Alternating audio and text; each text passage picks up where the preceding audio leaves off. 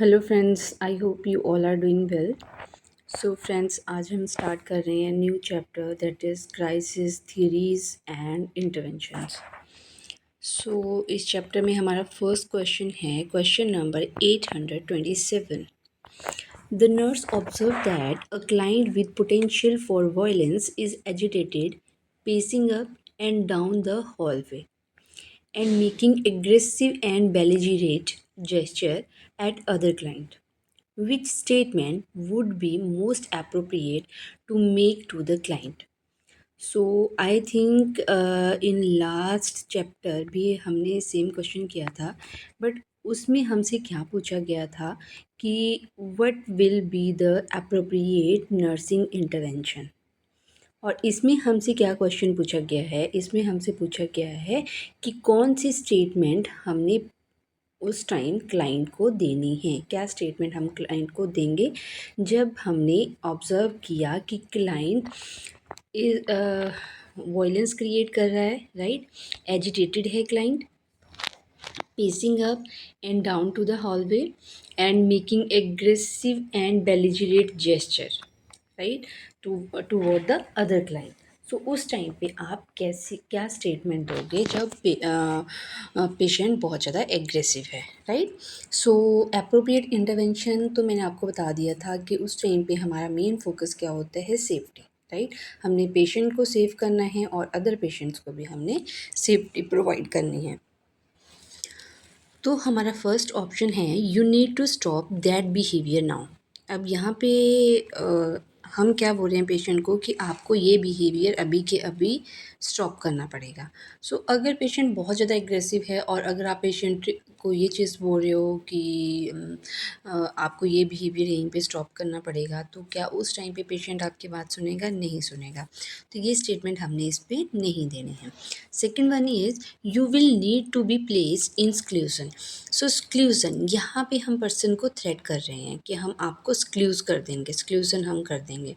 So in previous classes मैंने आपको बताया था कि जब हम रिस्ट्रेन करते हैं पेशेंट को तो वो भी हम कैसे करते हैं, स्टेप बाय स्टेप करते हैं कि फ़र्स्ट हमारा क्या काम होगा। फ़र्स्ट हमने वर्बल डी एस्कल्टेशन करना है।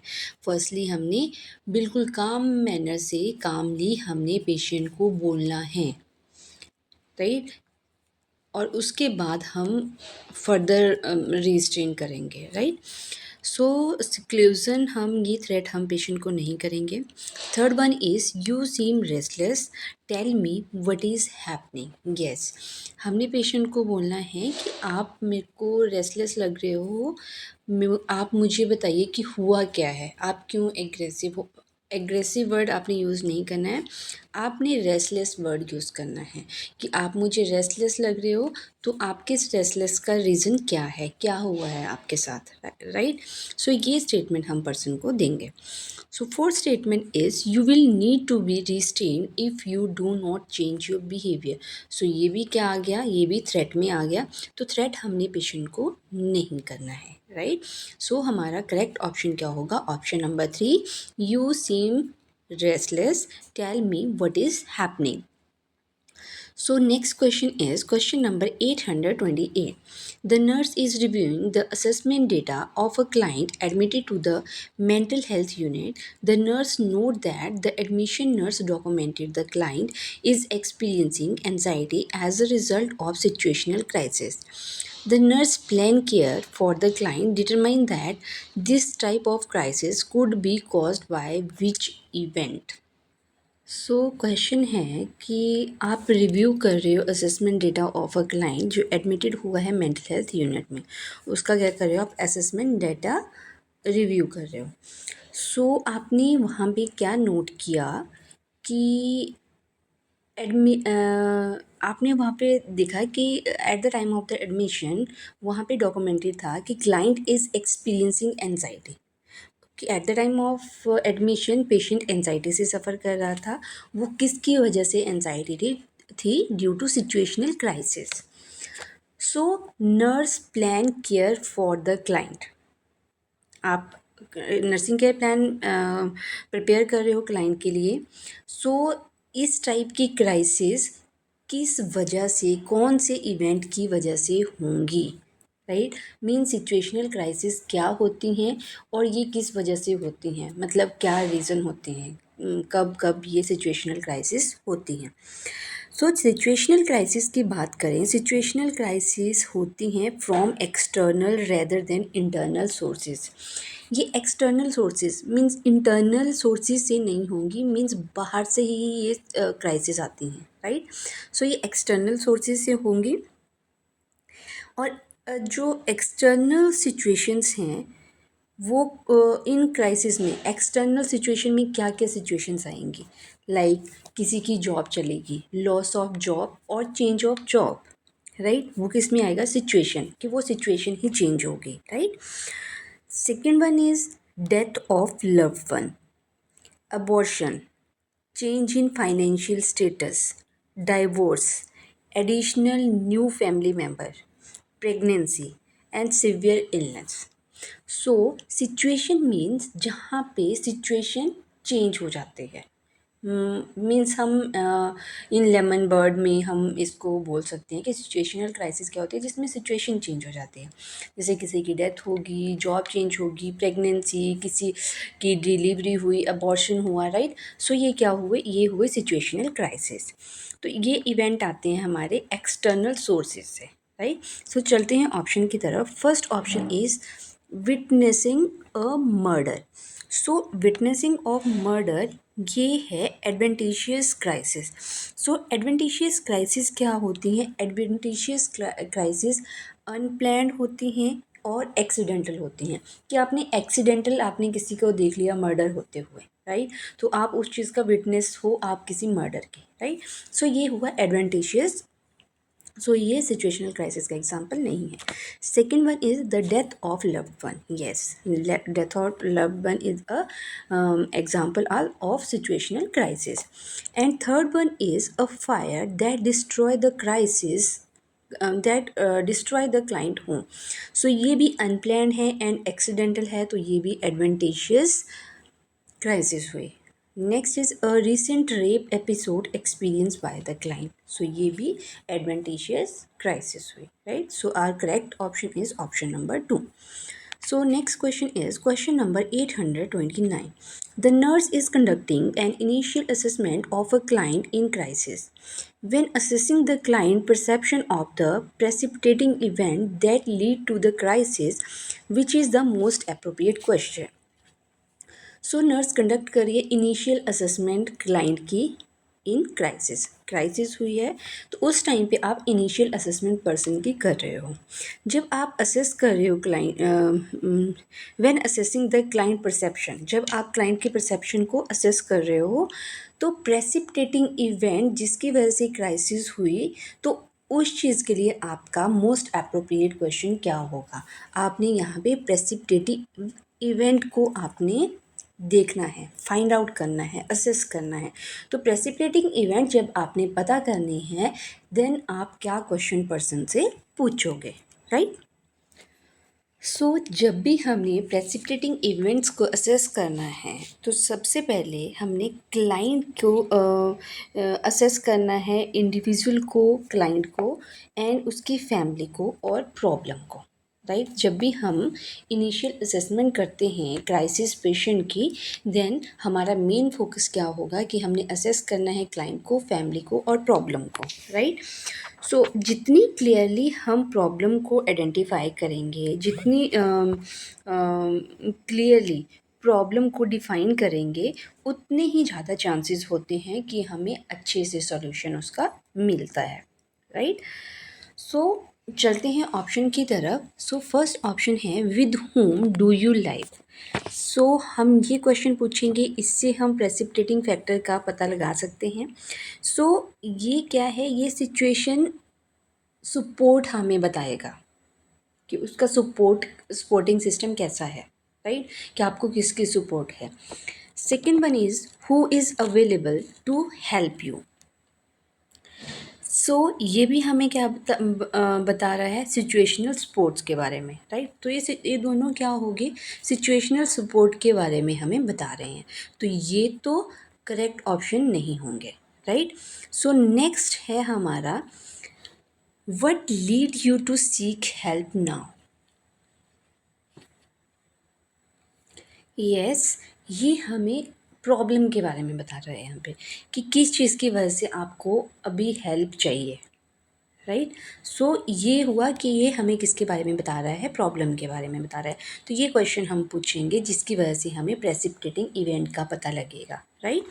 सो next one is what do you usually do to feel better. So ये क्या बताता है कि आपके कि पर्सन की कोपिंग स्किल्स क्या हैं, पर्सनल कोपिंग स्किल्स के बारे में ये बता रहा है, ना कि प्रेसिपिटेटिंग इवेंट्स के बारे में बता रहा है। सो प्रेसिपिटेटिंग इवेंट्स के बारे में हम कैसे हमें पता चलेगा, हम पर्सन को पूछेंगे what leads you to seek help now, right. So next question is question number 830. The nurse is creating a plan of care for a client in a crisis state. When developing the plan, the nurse should consider which factors. So nurse nursing care plan prepare कर रही है client के लिए जो crisis से सफ़र कर रहा है, क्राइसिस स्टेट में है। सो जब आप नर्सिंग केयर प्लान डेवलप कर रहे हो पेशेंट के लिए, तो आपने कौन कौन से फैक्टर उसमें कंसीडर करने हैं when you are planning for crisis, in case of crisis intervention, right. So first option है a crisis state indicate that the client has a mental illness. No.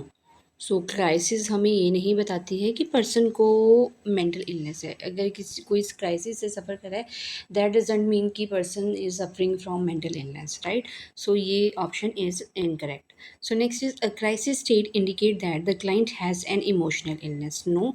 सो वो इंडिकेट नहीं कर रहा है कि पर्सन को इमोशनल इलनेस है.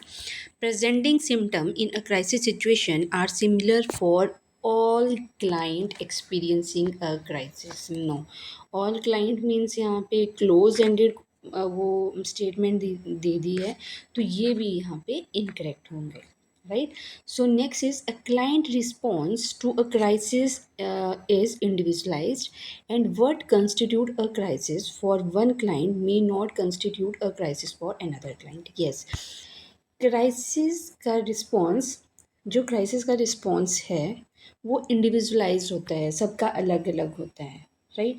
अगर कहीं पे अगर किसी लाइक जैसे कहीं पे आग लगी है, राइट, या कहीं पे डिज़ास्टर आया है, ठीक है, तो उसकी वजह से हर एक का रिस्पॉन्स उस चीज़ के लिए क्या होगा, इंडिविजुअलाइज्ड होगा, अलग अलग रिस्पॉन्स होगा। कोई उसको किस वे में परसीव करेगा, कोई उसको किस वे में परसीव करेगा, और जैसे वो परसीव कर रहे हैं वैसे ही उनका रिएक्शन होगा, राइट।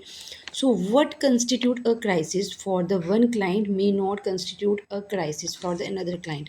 मे बी किसी के लिए वो क्राइसिस हो ही ना, और मे बी किसी के लिए वो बहुत बड़ी क्राइसिस हो, राइट। सो हम ये चीज़ किसके ऊपर डिपेंड कर रही है कि हम कैसे परसीव कर रहे हैं उस चीज़ को, right. So fourth option is correct. So next is question number 831. The nurse is in the emergency department is caring for a young female victim of sexual assault. The client physical assessment is complete and physical evidence has been collected. The nurse note that the client is withdrawn, distracted, tremulous and bewildered at time. How should the nurse interpret these behavior? तो हमसे पूछा गया है कि nurse, as a nurse आप emergency department में एक काम कर रहे हो और वहाँ पे आप केयर कर रहे हो एक यंग फीमेल की who is a victim of sexual assault. So आपने क्लाइंट की फ़िज़िकल असेसमेंट कंप्लीट कर ली एंड फिज़िकल एविडेंस भी आपने कलेक्ट कर लिया. आपने नोट किया कि क्लाइंट के क्या सिम्टम्स आ रहे हैं, लाइक क्लाइंट खुद को विड्रॉल कर रहा है, क्लाइंट डिस्ट्रैक्टेड है, ट्रेमुलस, क्लाइंट को ट्रेमर्स हो रहे हैं, क्लाइंट पूरा शेक, उसकी बॉडी पूरा शेक कर रही है, and bewildered means client confused है एट टाइम, राइट. सो आप उस बिहेवियर को कैसे इंटरप्रेट करोगे, राइट. कि आप रेप विक्टिम की आप केयर कर रहे हो, आपने फिजिकल असेसमेंट की, आपने क्या नोट किया कि क्लाइंट खुद को विड्रॉल कर रहा है, client is distracted, client is confuse, client को ट्रेमर्स हो रहे हैं, तो उस चीज़ को आप कैसे इंटरप्रेट करोगे। सो फर्स्ट ऑप्शन है कि these are the sign of depression. No, depression के साइन ये नहीं होगा। Next is reaction to a devastating event. Yes,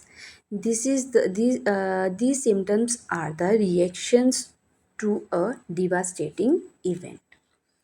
सो ये नॉर्मल रिएक्शन है किसी भी डिवास्टेटिंग इवेंट का, right. So third option is evidence that the client is at high suicidal risk. No, indicative of a need for hospital admission. Hospital में patient already है, right? So our correct option is option number 2, reaction to a devastating event. So after rape victim जब client admit हुआ है तो वो normal reaction है उस incident का कि पर्सन खुद को विड्रॉल कर रहा है, कंफ्यूज्ड है, और पेशेंट खुद को डिस्ट्रैक्टेड कर रहा है, ट्रेमर पर्सन में हो रहे हैं, that is due to that situation that occurred with her, right. So friends, आज की क्लास में इतना ही। रिमेनिंग क्वेश्चन करेंगे हम नेक्स्ट क्लास में। अगर आपने मेरा चैनल सब्सक्राइब नहीं किया है, kindly subscribe my channel, share with your friends and like my video. Thank you, bye bye.